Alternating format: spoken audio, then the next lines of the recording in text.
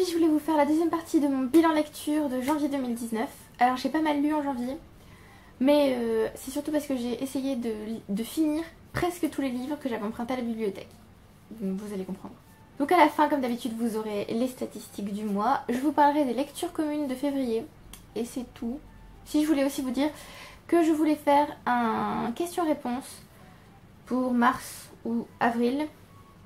Donc peut-être pour mars quand même. Donc commencez peut-être à m'envoyer des questions. Parce que si je n'ai pas de questions, ça ne sert à rien de faire un question-réponse. Voilà. Le premier livre que j'ai fini dans la deuxième partie du mois de janvier 2019, c'est Les Illusions de Savloar de Samon Fargeton. De Manon Fargeton, que j'ai lu en lecture commune avec Salomé. Alors, ce livre était génial. C'est le deuxième tome, entre guillemets, de la série qui se situe en nombre. Le premier tome, c'est L'Héritage des Rois Passeurs, que je vous conseille quand même d'avoir lu avant de lire celui-là. Parce que sinon, vous risquez de pas tellement apprécier la fin, en fait, puisque les deux romans se rejoignent à la fin. Je vois. J'ai adoré. J'ai encore plus adoré que L'Héritage des Rois Passeurs. C'est dire si ce livre est génial. On va suivre une bande de personnages divers et variés, auxquels on s'attache tous. Et c'était grandiose. J'ai adoré l'écriture, puisque Manon Fargeton écrit vraiment très bien. J'ai adoré les réflexions féministes de ce livre. J'ai adoré les liens avec l'actualité, avec notre société, tout ça. C'était génial. Juste génial. Je me suis attachée, comme je vous l'ai dit, à la majorité des personnages. J'ai adoré Bleu, j'ai adoré Amesan, j'ai adoré Oreb, j'ai fini par adorer Fell. J'ai aussi adoré retrouver les personnages qu'on avait déjà vus dans L'Héritage des Rois Passeurs. J'ai adoré la Société des Magiciennes, découvrir leur passé, leur histoire, tout ça. Et aussi les nombreuses surprises que vous réserve ce livre, qui sont plus ou moins bonnes selon votre attachement au personnage, votre implication dans l'histoire, tout ça. C'était grandiose. On passe aussi par plusieurs décors, il y a une forêt, il y a un désert, tout ça.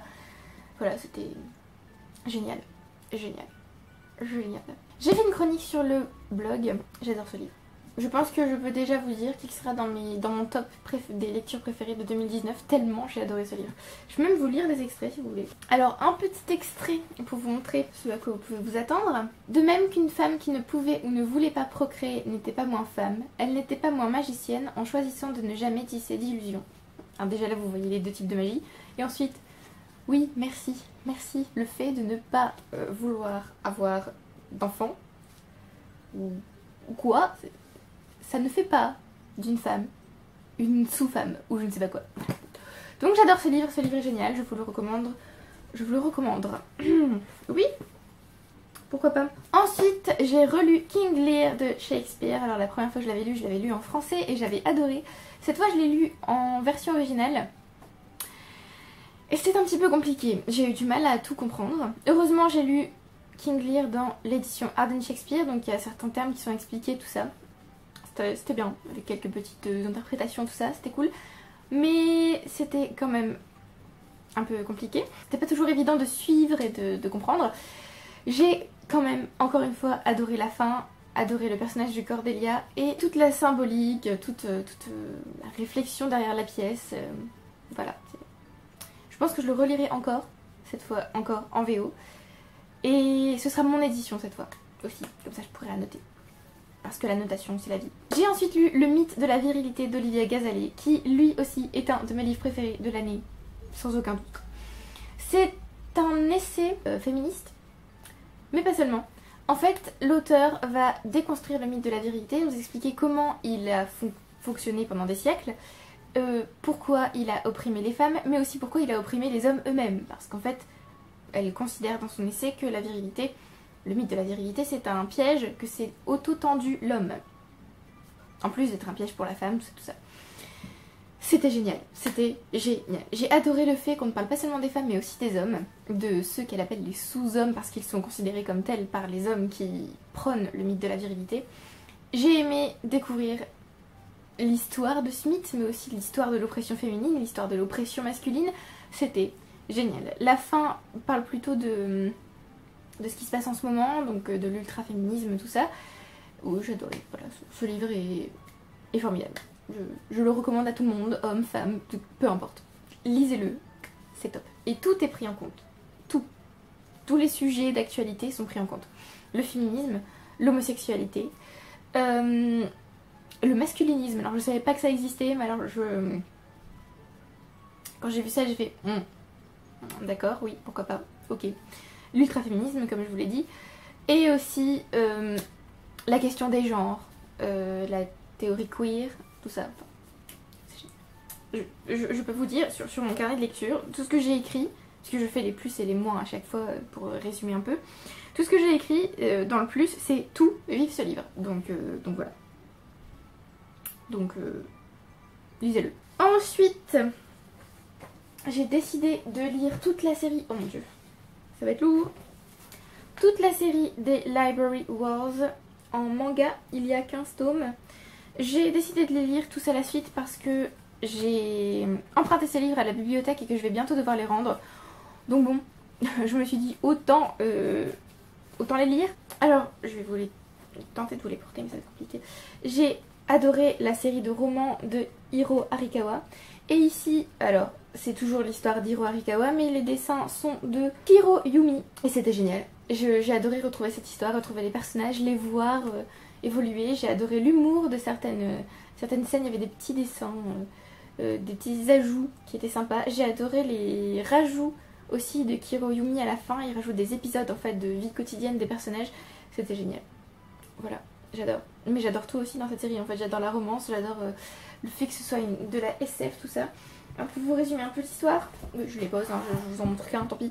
Pour vous résumer un peu l'histoire, Iku Kasahara qui va intégrer le corps des bibliothécaires, mais elle veut être agent de défense et donc c'est-à-dire que les bibliothèques ont des armées en fait maintenant pour se protéger à cause de la loi sur l'amélioration des médias qui prône la censure.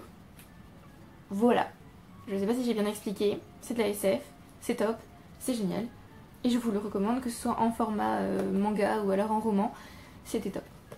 Ayant lu les deux, je peux vous dire que les deux sont à peu près équivalents, juste j'ai un petit problème avec le roman, l'écriture et le langage employé. Mais alors dans le manga ça passe très bien, voilà, donc j'ai adoré. Ensuite j'ai lu Les Éveilleurs tome 1, Salicande de Pauline Alphen. On suit des jumeaux, Clarisse et Jade, qui vivent à Salicande. Et je sais pas trop ce que je peux vous dire de plus, sachant que c'est une fantaisie et que ça se passe après notre époque, on est au 23e siècle je crois. C'est assez mystérieux, on ne comprend pas bien comment on est arrivé là. Au fur et à mesure, enfin les enfants aussi ne comprennent pas du tout le passé de leur monde puisqu'on leur a caché les temps d'avant, on va dire. Et en fait au fil de l'histoire on va donc apprendre à connaître les personnages, Clarisse et Jade. Alors Clarisse est une petite fille très dynamique qui ne supporte pas les princesses passives, elle veut être une guerrière. Jade, lui, est son contraire, total. Il est calme, posé, et il ne sort pas beaucoup puisqu'il est atteint d'une maladie cardiaque. Alors c'était très bien. J'ai beaucoup aimé découvrir les temps d'avant, l'histoire, ce qui s'était passé entre temps, parce que bon, nous sommes les temps d'avant, actuellement, maintenant, en 2019. Eux sont les temps futurs, mais entre deux on nous explique pas trop ce qui s'est passé. Bon, on n'a pas toute l'histoire. Par exemple, qu'est-ce que la peste verte? J'aimerais bien savoir. Il y a aussi la scène de fin avec, enfin je peux pas vous raconter, mais il se passe quelque chose. Je me demande que sont ces choses en fait. Voilà. On s'attache plutôt bien aux personnages. J'ai bien aimé Clarisse, Jade, j'ai aussi aimé leur père Eben. Et je me suis attachée aussi à Blaise, à Bahir, à toute la famille Borges ou Borges d'ailleurs. J'ai aimé aussi le mystère qui entoure les jumeaux, une espèce de prophétie qui les concerne, tout ça. J'ai aimé l'écriture, j'ai trouvé qu'elle était assez belle. D'ailleurs je crois que j'ai aussi des citations de ce roman. Donc j'ai aussi aimé certaines réflexions et certains passages de ce livre. Par exemple au tout début on parle d'un phare qui se trouve au milieu du château et où sont rangés des livres, et donc l'auteur écrit: le papier et le cuir capitonnaient le phare d'une ouate d'idées et de mots, l'isolant tout autant que s'il était encore planté au milieu de la mer. Je trouve cette idée très belle, donc voilà. Et on a aussi au tout début le vrai lecteur écrit le livre en le lisant. Le vrai lecteur est à la fois l'auteur, les personnages et l'histoire. Le vrai lecteur est le livre. Donc tous ces petits passages là j'aimais beaucoup parce que je trouve ça intéressant parler de mettre en avant l'importance de la lecture, de la coopération lecteur-auteur, tout ça. J'ai aussi aimé la magie et l'univers, puisqu'il y a des petites touches magiques évidemment, nous sommes quand même dans une fantasy. Le seul problème que je peux trouver à ce livre, c'est que je l'ai trouvé long. J'ai trouvé qu'il traînait un petit peu en longueur. Je pense qu'il aurait pu être plus court. C'est pas que c'était pénible à lire ou quoi, hein, non. Mais il y avait des moments où je me disais oui mais ça va pas assez vite là, il n'y a pas d'action, il se passe rien. Après, vu la fin, je peux potentiellement comprendre pourquoi c'est si long. Voilà, parce que la fin voilà, j'étais un petit peu quoi. Et comme je n'ai pas encore le deuxième tome, je ne peux pas le lire. Et ma dernière lecture du mois, c'était Sina de Pierre Corneille, puisque je l'ai relue pour l'agrégation. J'aime beaucoup cette pièce. Je la trouve intéressante à étudier, je la trouve originale, c'est pas une tragédie ordinaire. J'aime beaucoup que ce soit situé dans l'Antiquité, évidemment, puisqu'ici on va nous parler de la conjuration de Sina contre Auguste, qui, donc Sina veut tuer Auguste pour l'amour d'Émilie, en gros. C'était très beau. Voilà, j'aime toujours autant la tragédie classique. J'aime beaucoup aussi les valeurs que porte cette pièce, mais je ne vais pas vous en dire plus, puisque si vous ne connaissez pas et que vous ne voulez pas vous faire spoiler entre guillemets, voilà, je ne vais rien vous dire et je vais vous laisser la lire. On va faire un petit bilan. Les meilleurs du mois sont Les Illusions de Saveloer de Manon Fargeton, évidemment. Je veux absolument un autre livre dans cet univers, il me le faut, c'était juste, voilà, j'en veux plus. D'ailleurs, je sais pas si je vous ai dit, mais j'ai tellement pleuré en lisant ce livre que c'était hallucinant. Parce que j'étais tellement attachée à certains personnages que les voir mourir, hein, autant vous dire qu'il y a des personnages qui meurent. Les voir mourir, ça m'a... Oh, voilà, mais j'ai fait une longue chronique sur le blog, donc je ne vais pas vous en parler plus. Et le deuxième meilleur, c'est Le Mythe de la Vérité d'Olivia Gazelli, parce que ce livre... Mon Dieu. D'ailleurs, je compte m'offrir un exemplaire, parce que je veux la noter de partout. Le fail du mois, c'est Pamela de Samuel Richardson, que j'ai abandonné, parce que... non. Non, je n'ai pas supporté cette lecture, c'était long, pénible, je ne supporte pas l'héroïne, je ne supporte pas ce qui est sous-entendu derrière la situation de l'héroïne, tout ça. Non, voilà, au revoir. La surprise du mois, c'est City of Glass de Cassandra Clare, donc la cité de verre, le 3e tome de The Mortal Instruments, parce que j'ai été assez surprise de ce livre, parce que j'ai pas vraiment apprécié le 2e tome, City of Ashes, donc la cité de cendres.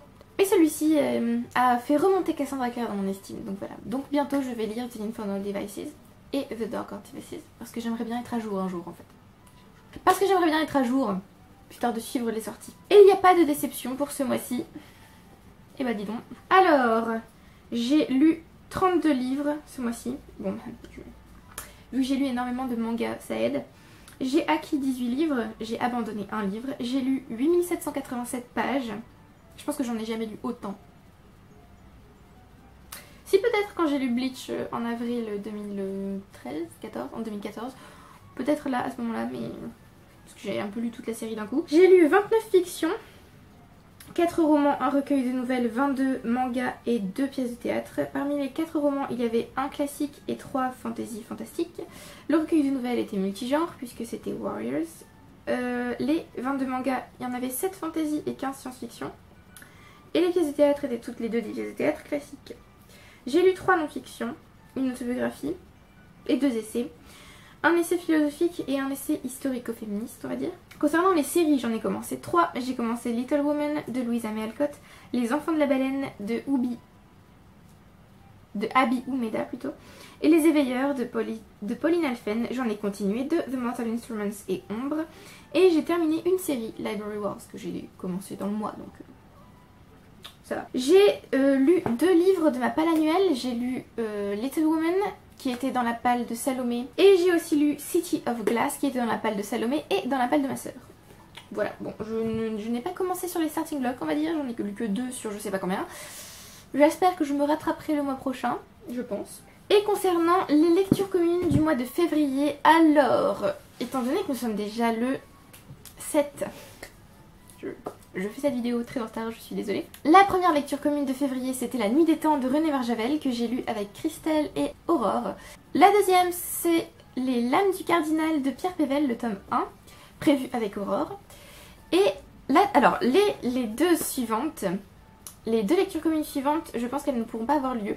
Parce que j'avais prévu de lire The Clockwork Prince et Clockwork Princess, donc le prince mécanique et la princesse mécanique, les deuxième et troisième tomes de The Infernal Devices, donc The Mortal Instruments, les origines, avec ma sœur, sauf que je n'ai pas eu le temps de lire Clockwork Angel, donc l'ange mécanique, le premier tome, en janvier.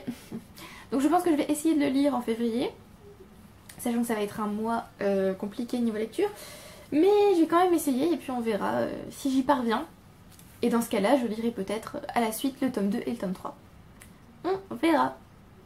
Voilà, donc c'est tout pour cette vidéo. J'espère que vous avez apprécié. N'oubliez pas de poser vos questions pour le question-réponse, si jamais vous en avez une. Alors ça peut concerner les livres ou pas. Hein. Dites-moi si vous avez lu ces livres, dites-moi si vous les avez appréciés. Merci d'avoir regardé la vidéo jusqu'au bout. Merci à ceux qui aiment, qui commentent et qui s'abonnent. D'ailleurs, on monte peu à peu dans les abonnés, donc je suis toute émue. Et je vous retrouve bientôt pour une prochaine vidéo. Bye.